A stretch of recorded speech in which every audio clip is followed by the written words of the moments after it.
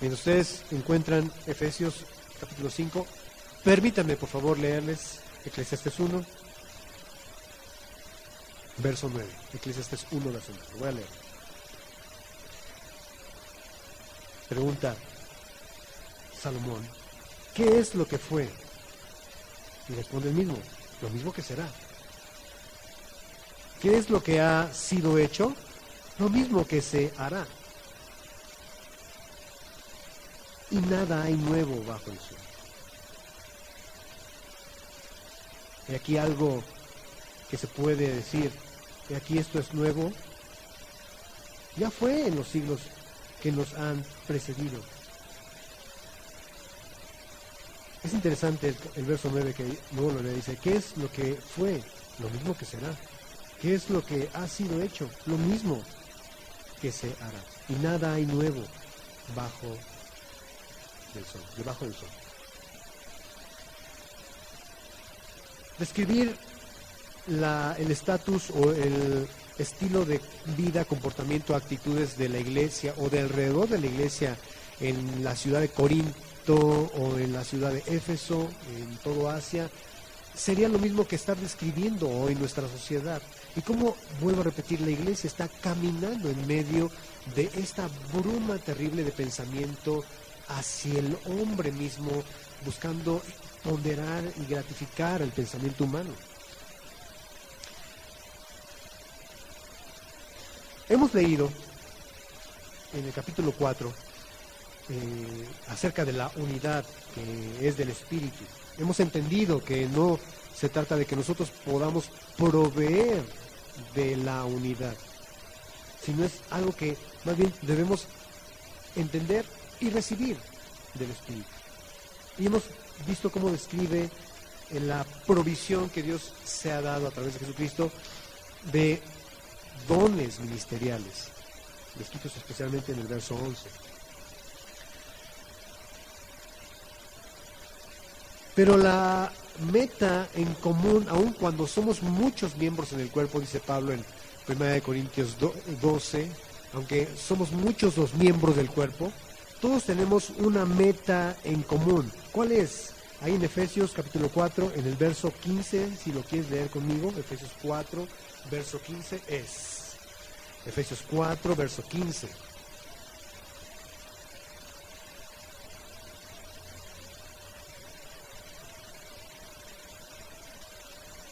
Dice, sino que siguiendo la verdad en amor, subraya, crezcamos en todo en aquel que es la cabeza, esto es Cristo. El objetivo, la meta de nosotros en unidad es caminar juntos a ese encuentro con Cristo. Crecer en todo en aquel que es la cabeza, esto es en Cristo, crecer. Yo quiero preguntarte, ¿tú estás dispuesto a crecer? Hemos estado haciendo énfasis en el tema de convertirnos en verdaderos discípulos, no solamente quedarnos como bebés inmaduros. Decíamos hace 8 días, Pablo le dice a los Corintios en el capítulo 1, que el hombre espiritual, el hombre carnal, pero no percibe las cosas que son del Espíritu, porque para él son locura. Este capítulo 2, disculpen, es 1 Corintios 2, 14. Porque para él son locura. Las cosas espirituales, las cosas que tienen que ver con Dios, para el hombre natural,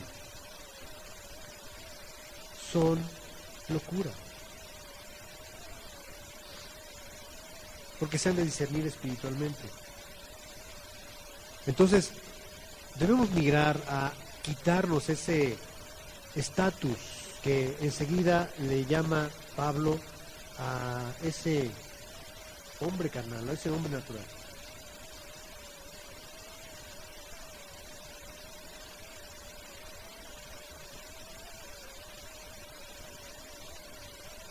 A la iglesia, en el capítulo 3, 1 Corintios capítulo 3, verso 1,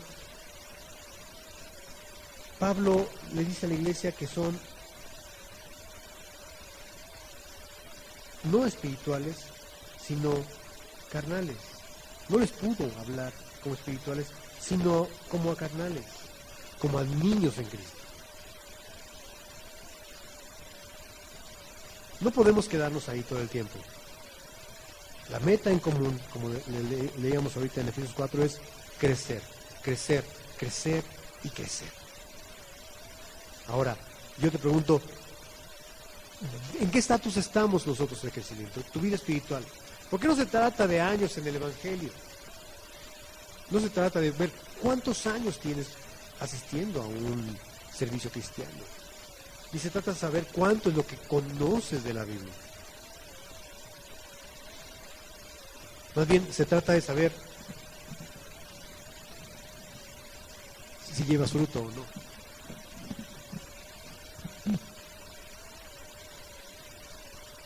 Pero esa etapa de perseguir ese crecimiento, dice el verso 15, el verso 16, Efesios 4, 16, que debe ser en unidad. Efesios 4, 16 dice, de quien todo el cuerpo bien concertado y unido entre sí, por las coyunturas que se ayudan mutuamente según la actividad propia de cada miembro, recibe su crecimiento para ir edificándose en amor. Entonces, estamos buscando crecer, pero juntos. Termina interesante este capítulo 4 con el tema también de la unidad a través de la edificación, a través del perdón. Dice el verso 32, 4:32. Antes sean benignos unos con otros, misericordiosos, perdonándose unos a otros, como Dios también les ha perdonado a ustedes en Cristo. Es evidente que el tema de la unidad como cuerpo es uno de los temas más importantes que Pablo quiere enfatizar a la iglesia en Éfeso.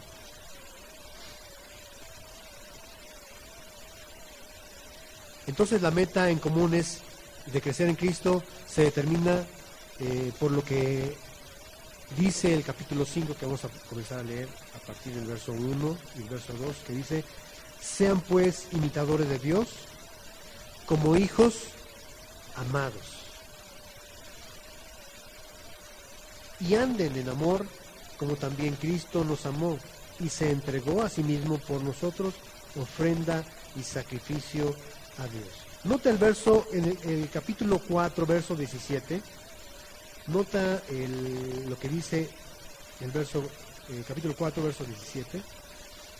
Dice Pablo, yo pues digo y requiero en el Señor, que ya no anden como los otros gentiles que andan en la vanidad de su mente, pero contrátalo con lo que acabamos de leer en el capítulo 5, verso 1.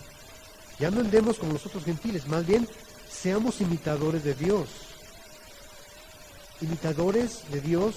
como hijos amados. ¡Qué contraste! Completamente de 180 grados, ¿no? Es técnicamente una transformación de ser como los otros gentiles a ser como Dios, a buscar ser imitadores de Dios. Pareciera que efectivamente, hablando del tema de ser naturales, eso de imitar a Dios sería inverosímil. Es decir, es algo que tácitamente puede ser imposible. Por eso mucha gente en el tema de buscar a Dios rehuyen de Dios. Y cuando hablamos de santidad todavía mucho más, el tema de la santidad posiblemente pudiera referirse en algunos pensamientos como a un hombre con sotana o una mujer con super atuendos que nada más se le vean los ojos para que no descubra nada de su cuerpo. Todo eso, ¿no? Que podrías pensar, bueno, eso es la forma religiosa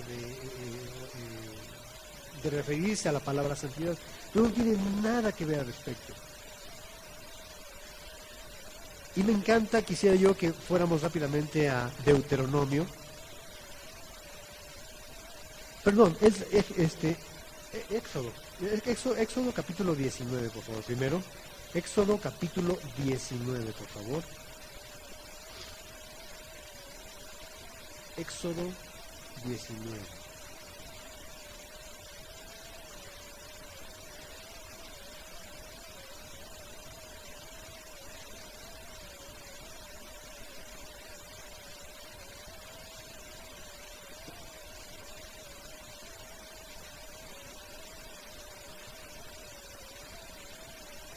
Vamos a leer el verso 5, por favor, 19:5.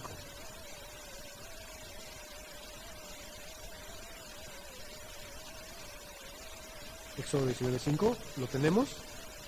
Ya está aquí la... ¿Quién lo tiene ya? Dice, ahora pues, si dieren oído a mi voz y guardaren mi pacto, ustedes serán mi especial tesoro sobre todos los pueblos, porque mía es toda la tierra. Y ve la promesa que hace Dios a Israel. Y ustedes me serán un reino de sacerdotes y gente santa. Israel tenía un llamado de ser sacerdotes y gente santa. Ese era el original llamado de Dios. Al igual que nosotros, el Israel espiritual, Dios nos sigue diciendo, si ustedes guardaren mis mandamientos como especial tesoro. Dice, serán mi especial tesoro sobre todos los pueblos. Y ustedes me serán un reino de sacerdotes y gente santa. Ese es el llamado que Dios extiende para nosotros. Dios mandó a Moisés a que santificara o que se santificara todo el pueblo de Israel, porque por primera vez ellos iban a conocer la gloria de Dios en el monte Sinaí.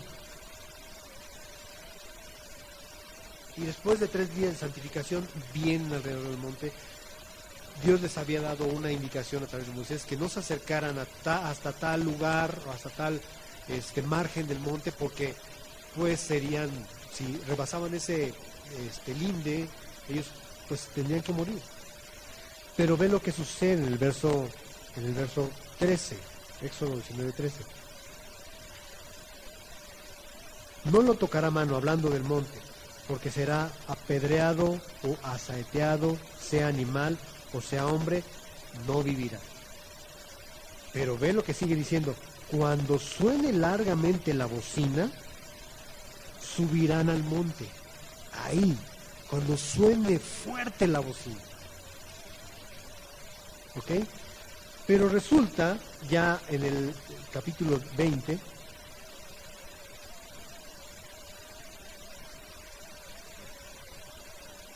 en el mismo capítulo 19, Dios comienza a hablar a Moisés. Es el mismo capítulo 19, disculpen ustedes.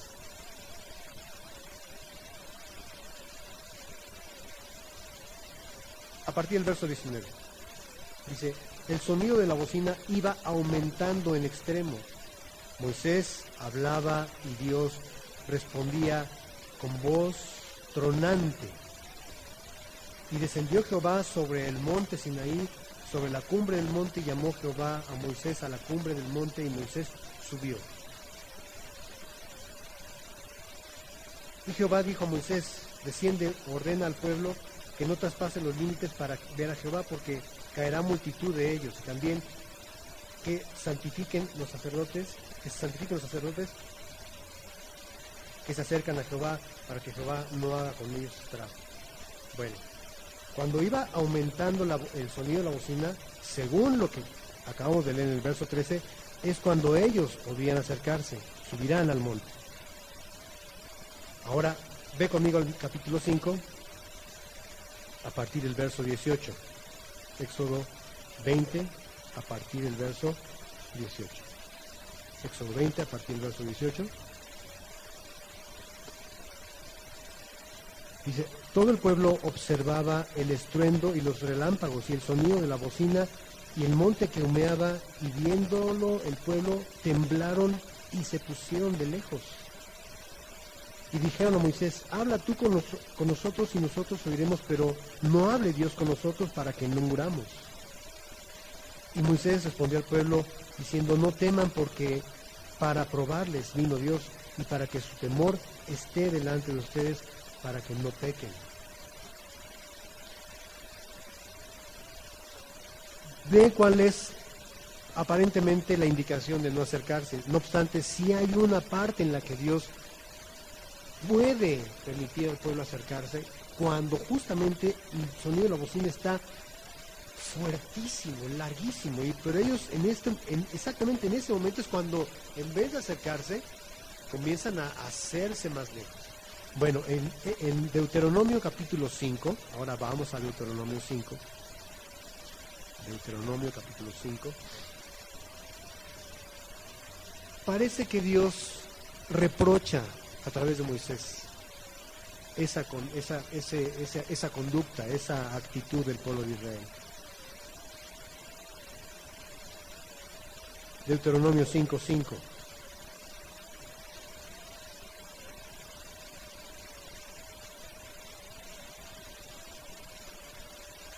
Dice, yo estaba entonces entre Jehová y ustedes para declararles la palabra de Jehová, porque ustedes tuvieron, ¿qué? Temor del fuego, y no, ¿qué dice? No subieron al monte. Pensarás, ¿dónde estaba ese instante de subir al monte cuando la bocina tuviese sonido fuerte y prolongado? Ellos podían haber subido al monte, pero tuvieron miedo de Dios. Y ellos se acercaron a Moisés, como lo leímos, para que mejor él fuera el que hablara con Dios y ellos no directamente por el temor que ellos tenían. Y en el verso 25, ahí mismo, Deuteronomio 5:25, les recuerda a Moisés sus palabras a ellos. Deuteronomio 5:25 dice, ahora pues, ¿por qué vamos a morir? Porque este gran fuego nos consumirá. Si oyéramos otra vez la voz de Jehová nuestro Dios, moriremos. Porque ¿qué es el hombre para que oiga la voz de Dios, del Dios viviente que habla en medio del fuego, como nosotros oímos y aún viva? Ellos simplemente no pudieron estar en la presencia de Dios, más bien no quisieron, le tuvieron miedo. Pero si recuerdas la promesa que leímos en Éxodo, dice, si ustedes guardan mis mandamientos, ustedes serán mi especial tesoro entre todos los pueblos, ¿verdad? Y les haré, y serán, ¿qué? Sacerdotes, serán un reino de sacerdotes y gente santa. Y le dice Dios a Moisés en el verso 29, Deuteronomio 5:29, porque oyó Jehová que ellos definitivamente no quisieron hablar directamente con Dios. Y él dice, ¿quién diera que tuvieran tal corazón que me temiesen y guardasen todos los días todos mis mandamientos, para que ellos y sus hijos les fuese bien para siempre? El guardar los mandamientos de Dios, entonces, tiene un fin. ¿Cuál es? Que nos vaya bien. Que nos vaya bien. Ese es el objetivo de guardar los mandamientos de Jehová. Como ustedes pueden ver, entonces, hay una razón de ese llamamiento santo. Insistir en que nosotros seamos un pueblo de sacerdotes y gente santa no es algo que tenga que ver con una religión, sino más bien es un llamado a estar bien, a recibir el bien de Dios. Hemos estado haciendo énfasis en el tema de ese llamado a no solamente quedarnos con la justificación de nuestro espíritu, lo cual, pues, quiero creer muchos de nosotros ya hemos experimentado. Pero Pablo dice en Filipenses capítulo 1, verso 6, persuadido estoy, dice, que aquel que comenzó la buena obra en ustedes la perfeccionará. ¿Pueden decir conmigo? La perfeccionará hasta el día de Jesucristo. Entonces nosotros estamos en ese proceso de perfección y eso se llama santificación. Vamos otra vez a Efesios capítulo 5. Entonces Pablo insiste diciendo, sean imitadores de Dios como hijos amados.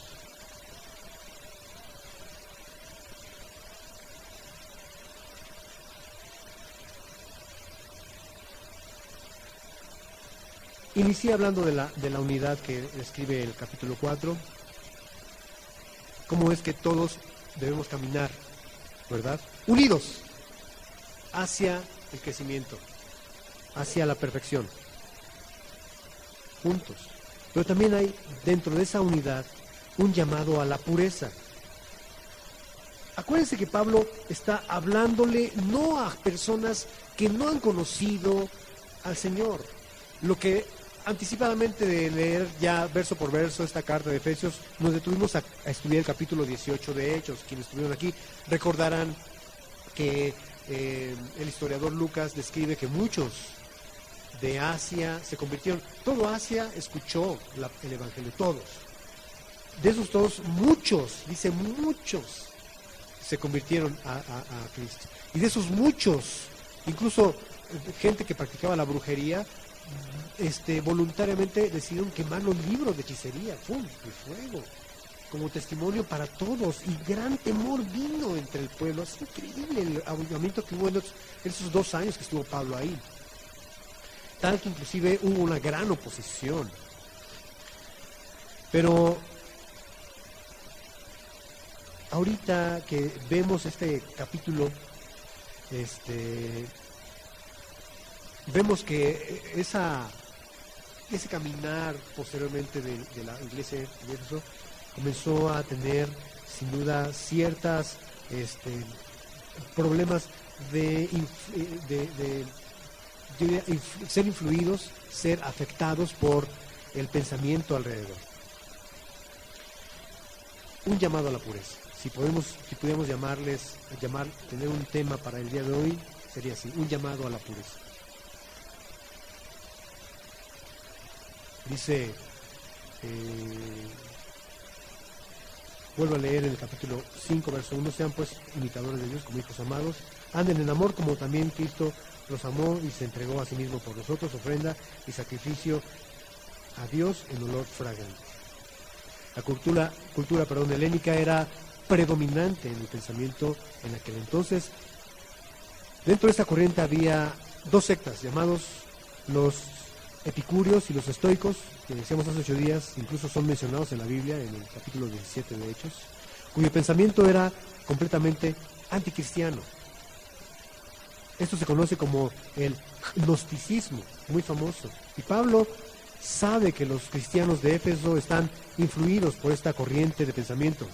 Por eso les advierte diciendo, nadie, en el verso 6, ahí mismo, Efesios 5, verso 6, nadie les engañe con palabras vanas, porque por estas cosas viene la ira de Dios sobre los hijos de desobediencia. Insiste en el verso 7, no sean pues partícipes con ellos. Afirmaban estos el gnosticismo, entre otras cosas, que el cuerpo no se redimía. Por eso no creían que Dios hubiese venido en un cuerpo físico. Por tanto, no creían en Jesús. Ustedes saben que la primera carta de Juan es una tesis en contra del gnosticismo que estaba buscando adoctrinar pensamientos en la iglesia. En la primera carta de Juan, el apóstol Juan, el capítulo 4, verso 3, advierte Juan.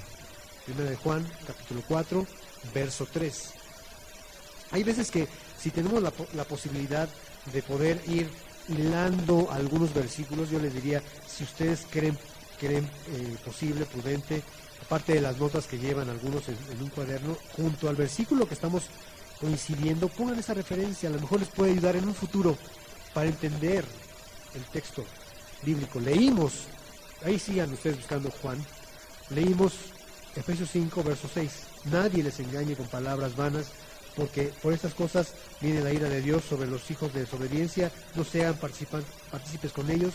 Y estamos buscando 1 de Juan 4, verso 3, 1 de Juan 4, verso 3, que dice, y todo espíritu que no confiesa que Jesucristo ha venido en carne, no es de Dios, y este es el espíritu, el anticristo, el cual ustedes han oído que viene y ahora ya está en el mundo.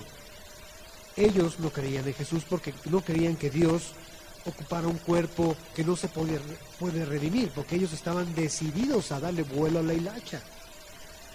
Por eso esa influencia del gnosticismo en la iglesia era terrible, porque invitaba, por supuesto, a la misma iglesia a vivir lo que dice el verso 3, lo leemos del verso 3 al verso 5, en fornicación y toda inmundicia o avaricia, ni aun esto se nombre entre ustedes como conviene a santos. De modo que entonces muchas personas en la iglesia estaban en esa condición de fornicación. Y sigue insistiendo en el verso 4, ni palabras deshonestas, ni necedades, ni tronerías que no convienen, sino antes bien acciones de gracias. Porque saben esto, que ningún fornicario o inmundo o avaro que es idólatra tiene herencia en el reino de Cristo y de Dios. Estamos hablando de la iglesia. Esa es la condición que predominaba en Éfeso. Sabemos que la ciudad de Éfeso era la capital de la lujuria sexual. ¿Se acuerdan ustedes? Que era Éfeso la sede del gran templo de la famosa diosa Diana o Artemisa en griego, que era la famosa diosa del amor, de la fertilidad, más bien de la promiscuidad sexual. Y era muy común ver a mujeres prostituyéndose porque a través de esa conducta ellas veneraban y adoraban a su deidad. En esta urbe de maldad y de pecado, en esta atmósfera terrible de incredulidad, es como camina la iglesia. Por eso es que leímos en Eclesiastés capítulo 1, que dice todo lo que ella fue. Ustedes pensarán, oye, no haría falta, por supuesto, el internet en el tiempo de Pablo, porque ya tenían a las chicas técnicamente afuera de casa, caminando en la calle, en todas partes, porque era la influencia más importante en Éfeso. Recuerdo cuando leímos Corintios, ¿se acuerdan ustedes? La misma situación en Corinto, porque Corinto también adoraba a otra diosa de la fertilidad, que era la diosa Afrodita. Tal era la descomposición mental orientada al tema sexual como algo culturalmente correcto, que muchos alrededor, aparte de que Corinto y Éfeso eran ciudades comerciales muy importantes y que estaban situadas en lugares estratégicos para el comercio, la gente que iba a Corinto decía, vamos a corintear, como refiriéndose, vamos a pecar, vamos a darle vuelo a la hilacha, vamos a pecar, vamos a divertirnos con las chicas de ahí. Era muy común. Pero la iglesia estaba ahí, afectada por lo que culturalmente era correcto.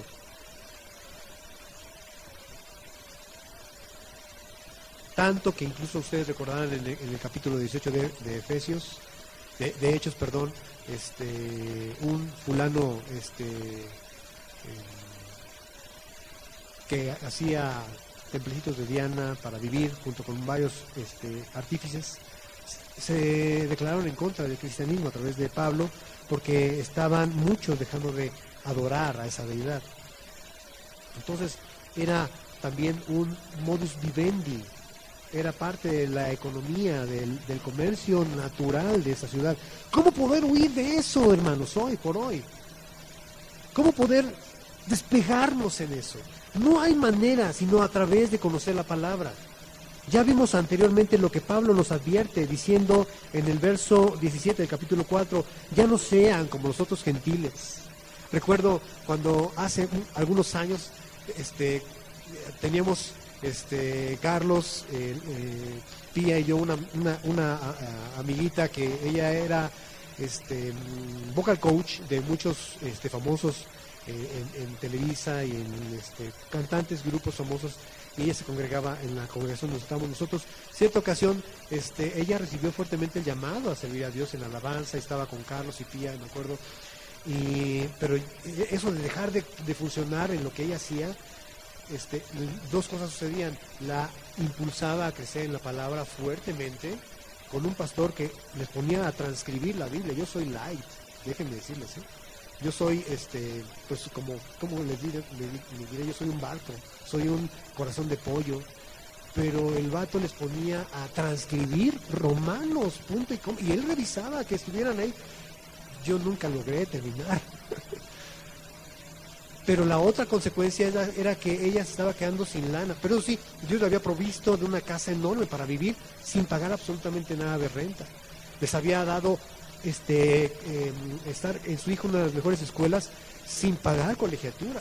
Es impresionante cómo Dios podía proveer de eso si ella se mantenía firme en la decisión de ya dejar de funcionar como culturalmente podemos decir correcto, ¿no?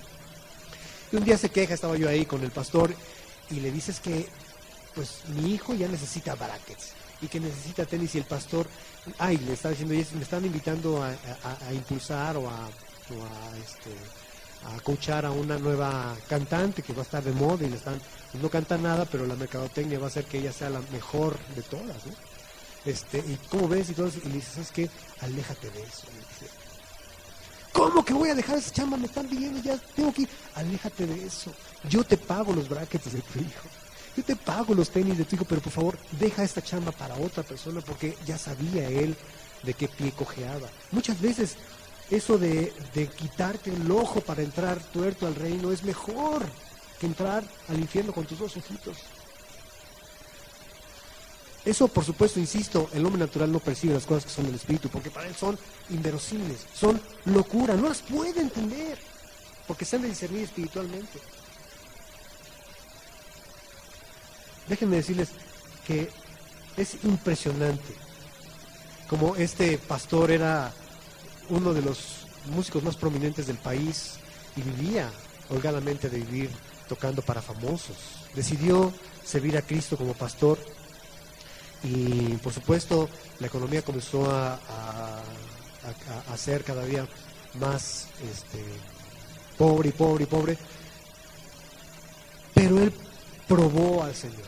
Me acuerdo que una vez nos contaba, llegó una invitación para grabar a un famoso guitarra y con una buena comisión por 2-3 canciones ahí, y cuando él estaba a punto de ceder, me acuerdo que un bajista que tocaba con Marcos Witt, le dijo, tú habías prometido que ya no ibas a tocar para el mundo, y eso hizo que desistiera a regresar. Son testimonios que a mí me encantan, me impulsan. No nos dejemos llevar entonces por la influencia que está predominando en nuestro alrededor, un pensamiento completamente carnal, un pensamiento completamente aterrizado en el mundo. Si nosotros hemos decidido ser un pueblo de sacerdotes y gente santa, no repelemos a Dios, no nos alejemos de su gloria en el momento en que está sonando la bocina, cuando Dios te está llamando fuertemente, a lo mejor a través de circunstancias difíciles. No digas, ¿sabes qué? Voy a dar por vencido. Esto es mucho para mí. Es más fácil vivir dándole los buenos días a doña Chonita, irte y no meterte con nadie y vivir bien. Pero eso de vivir en santidad, la verdad es que eso es otro rollo. Pero tú y yo tenemos un llamado, que si decidimos no repeler a Dios y acercarnos y quitarnos el temor y decir, tú eres nuestro Dios. Ve lo que dice Hebreos capítulo 4, acompáñame rápidamente para que veas lo hermoso que es nuestro Dios. Hebreos capítulo 4, verso 6, si no mal recuerdo, verso 16. Hebreos 4, 16. Hebreos 4, 16.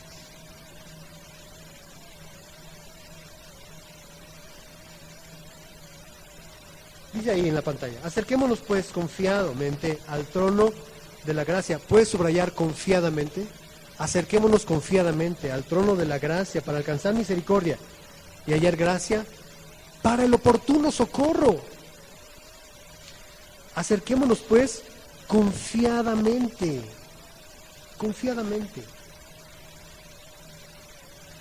Puedes anotar ahí en Hebreos 4, 16 si te es conveniente a un margen. Primera de Juan 5, verso 14, verso 15. Primera de Juan capítulo 5, verso 14 y verso 15.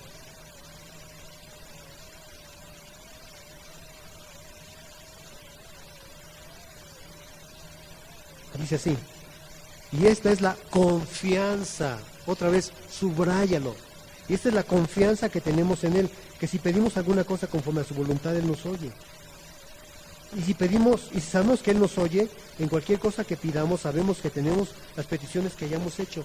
Cuando está la bruma oscura, porque la gloria del Señor comenzó a poner todo alrededor del pueblo de Israel oscuro, y ellos, en vez de acercarse, comenzaron a alejarse por temor, a lo mejor sí, los vellitos encrespados del sonido tronante de la voz de Dios, y le dijeron a Moisés: mejor habla tú con él, mejor, pastor, ore por nosotros, porque nosotros, la verdad, no nos podemos acercar a Dios.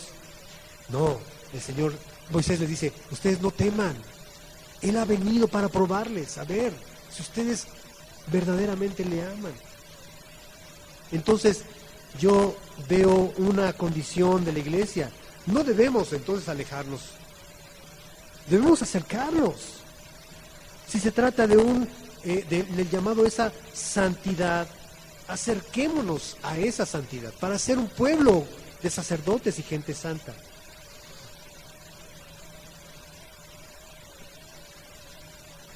Ser imitadores de Dios como hijos amados es algo que Jesús ya nos lo había mencionado antes. ¿Se acuerdan ustedes? En Mateo, en el capítulo 5, Mateo 5, en el verso 48. Mateo 5, 48.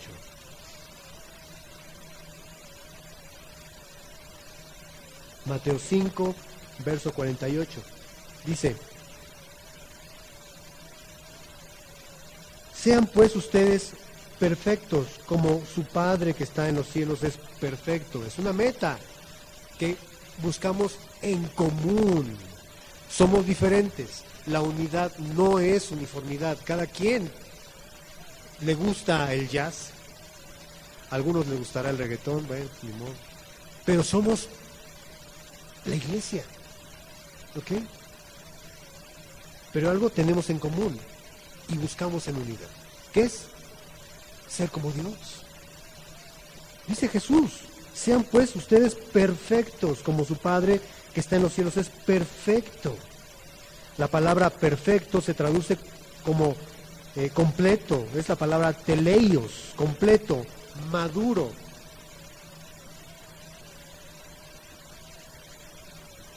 Y viene de la raíz telos, que me describe una meta. Acompáñame a Filipenses en el capítulo 3, por favor. Filipenses 3.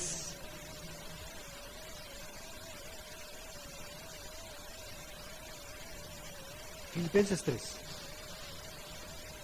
Verso 12. Cuando Pablo habla de lo que en la carne, en sus fuerzas ha logrado ser, fariseo de fariseos, hebreo de hebreos, etcétera, etcétera, y que todo eso lo tiene por basura para ganar a Cristo, ¿se acuerdan? Y el verso 12 dice, Filipenses 3:12, no que lo haya alcanzado ya, ni que ya sea perfecto. Esta palabra perfecto no se traduce como lo que nos dijo Jesús acerca de ser como Dios. Esta palabra perfecto se traduce como buscar llegar al final, buscar la meta.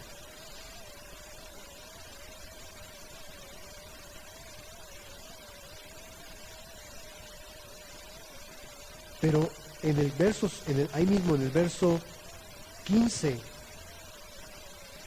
Filipenses 3:15, Pablo dice, Filipenses 3:15, así que todos los que somos, se incluye él, en la primera persona del plural, perfectos. Antes dijo que él no era perfecto todavía, pero ahora él se incluye con los perfectos. Pero esta palabra perfectos ya no se traduce igual que la anterior. Esta se traduce como la que nos habló Jesucristo acerca de Dios. Completos. ellos en Dios. Porque ciertamente nosotros en espíritu somos ya justificados por Dios. Nuestro espíritu es perfecto delante de Dios, pero nuestra mente todavía no lo es. Nuestra mente todavía está en el proceso de renovarse. Por eso Pablo les dice a los romanos en el capítulo 12, Romanos 12, verso 2.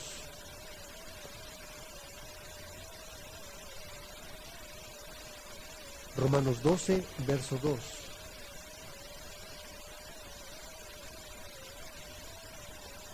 No se conformen a este siglo, sino transfórmense por medio de la renovación de su entendimiento para que comprueben cuál sea la buena voluntad de Dios, agradable y perfecta.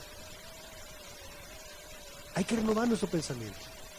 Ahora, ese es el proceso en el que tú y yo estamos. Sí, solo si tú quieres hacerlo. Sí, solo si tú decides no repeler a Dios. Sí, solo si decides ir en pos de Dios. Y no conformarte con lo que el mundo te ofrece. La facilidad que tienes de pecar. Que tenemos. Sino más bien buscar renovarse. ¿Cómo es eso? Regresando a Efesios capítulo 5. En el verso, del verso 8 al verso 10. Efesios 5, verso 8 al verso 10. Dice, porque en otro tiempo eran tinieblas, mas ahora son luz en el Señor. Anden como hijos de luz. ¿Cómo renuevo mis pensamientos andando como hijos de luz? ¿Cómo? Porque el fruto del Espíritu es en toda bondad, justicia y verdad. Y especialmente el verso 10 dice, comprobando lo que es agradable al Señor. Ahora sí, cuando tú vas a dar un paso hacia lo que tu espíritu está comenzando a vibrar, a dar ese discernimiento de, oye, eso que estás viendo no es bueno, eso que estás oyendo no es bueno, eso que estás hablando tampoco lo es. Entonces tú estás ya escuchando la voz del Espíritu. Dice Romanos 8, que los que son guiados por el Espíritu de Dios, estos son hijos de Dios, comprobando lo que es agradable al Señor. Me encanta lo que le dice Pablo a los Colosenses en el capítulo 1, verso 9. Colosenses 1:9. Digamos que este es el camino para saber lo que le agrada a Dios. Colosenses 1:9.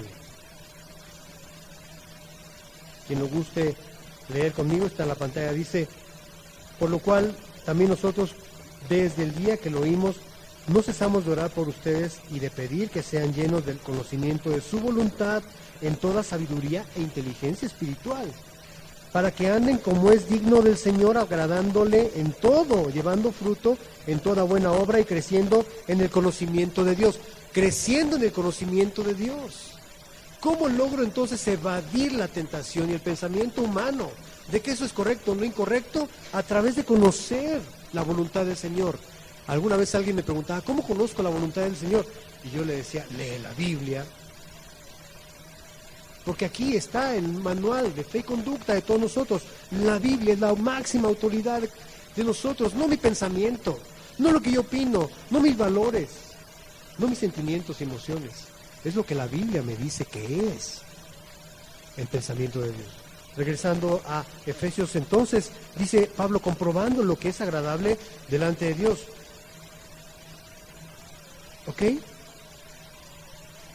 Y finalmente leo del verso 11 al verso 17, dice, y no participen de las obras infructuosas de las tinieblas, sino más bien repréndanlas, porque vergonzoso es aún hablar de lo que ellos hacen en secreto. ¿Quiénes? Los que estaban practicando abiertamente el pecado, en el contexto de lo que ya citó Pablo anteriormente. Mas todas las cosas, cuando son puestas en evidencia por la luz, son hechas manifiestas, porque la luz es lo que manifiesta todo. Qué bueno que alguien decida venir a la luz y hacer manifiestas sus obras. Dice el verso 14, por lo cual dice, despiértate tú que duermes y levántate de los muertos y te alumbrará Cristo. Miren pues con diligencia cómo anden, no como necios, sino como sabios, aprovechando bien el tiempo, porque los días son malos. Por tanto, no sean insensatos, sino entendidos de cuál sea la voluntad del Señor. Jesús ya nos lo había dicho a través de Juan, en el capítulo 3, Evangelio de Juan, capítulo 3. Evangelio de Juan, capítulo 3, versos 19 y 20.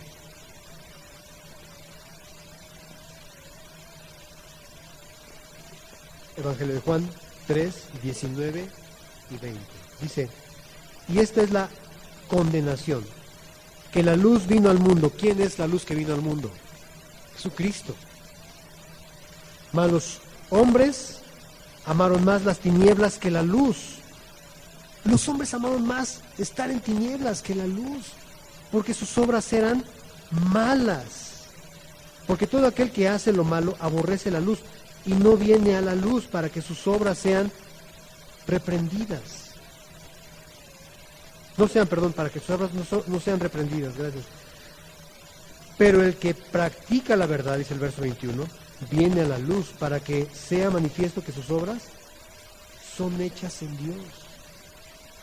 Para que vean que sus obras son hechas en Dios. Yo creo que tenemos un llamado a caminar en pureza delante de Dios. Si solo si decides tú migrar de ser un discípulo a ser de ser un creyente, a ser un verdadero discípulo, de ser como Dios. Dice Pablo, sean imitadores de Dios, como hijos amados. Sean imitadores de Dios como hijos amados. Y yo sé que todos, mis queridos amigos, hermanos preciosos, familia, recibimos el mensaje de Cristo.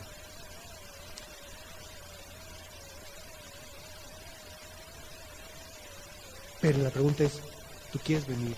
¿Queremos venir a la luz? Para que sea manifiesto que nuestras obras son hechas en Dios. ¿Tus obras son hechas en Dios?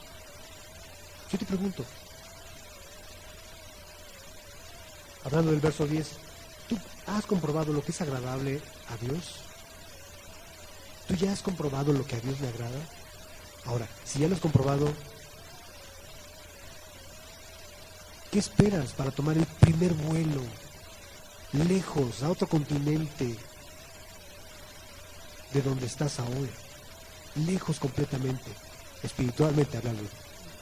No vayan a agarrar mañana un vuelo y se vayan a ir a Las Vegas, peor tantito, la ciudad del pecado. No, migrar del pecado. Si ya comprobaste lo que es bueno, lo que es agradable a Dios, la Biblia dice que si sabemos lo que es bueno y no lo hacemos, es pecado. Estamos llamados, mis queridos hermanos, a no repeler la santidad de Dios, a no huir de esa gloria preciosa. Dios es fuego purificador, la Biblia lo dice, ¿verdad? De modo que entonces, por eso el hombre natural no se acerca al fuego, no se acerca a la luz porque sus obras son malas. Y yo cuando veo este versículo pienso como en una especie de cerdito, y por favor, disculpen, de verdad les pido por favor de antemano perdón por esa comparación, porque yo mismo me he puesto muchas veces ahí, aunque ustedes no lo crean. Yo he tenido que venir avergonzado delante de Dios, he tenido que reconocer, me ha ido de la patada. Ay, mamachita, dijera el Toño, ¿no, verdad? Yo creo que apreté un botón ahí. ¿Sí, verdad? He venido avergonzado, porque muchas veces he estado como un cerdito, que lo bañas, lo perfumas porque lo amas. Hoy se puso de moda, ¿no? De que tienes mascotas que son cerditos. Eso en mis tiempos era algo raro, ¿no? Ahora sí que había un libro cristiano que hablaba de operaciones espirituales malignas y se llamaba Cerdos en la Sala. Si la autora de ese libro supiera que un día iba a ser literal, que iban a tener, que habría personas con cerditos en su sala, pero vayan al cerdito y le puedes poner un moño bonito y tener su recámara hermosa, ¿no? Con una cama preciosa, bien tendidita, chiquita para él, una cunita. Pero él a la primera se va a ir a lo... Y no solamente los cerditos, no sé si ya han notado cuando vayas a tu perrito, lo primero es que quiere ir a arrastrarse. Yo no sé si alguna vez has visto a un ser humano que se baña, ya se bañó y está, ¡ay! Quiere ir a la tierra. Eso no, ¿verdad? Eso tendría que estar tocadiscos. Pero espiritualmente suele pasar. Muchos en la iglesia todavía actuamos así. Espiritualmente irracional. ¿Cómo puedes vivir? ¿Cómo podemos vivir consecuentando el pecado? Pablo dice, antes eran tinieblas, pero ahora son luz. Anden como hijos de luz. Pone como ejemplo a Jesucristo, anden como Dios y en amor como Jesucristo les amó. Yo veo la cruz y me aflijo.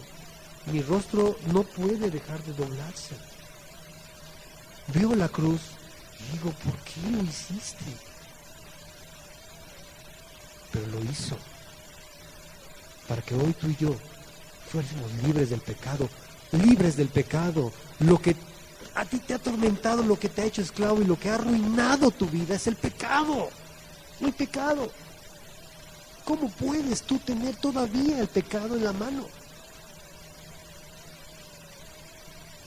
No, ya no. Suéltalo.